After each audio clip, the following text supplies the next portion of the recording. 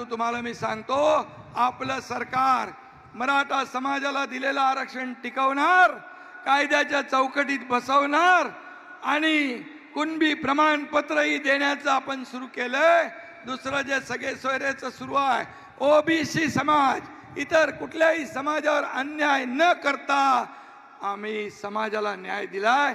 म्हणून तुम्ही कुणाच्याही भूल थापांना बळी पडू नका, तुम्ही कुठेही दिशाभूल करणाऱ्याला बळी पडू नका, एवढीच आपल्याला मी विनंती करतो.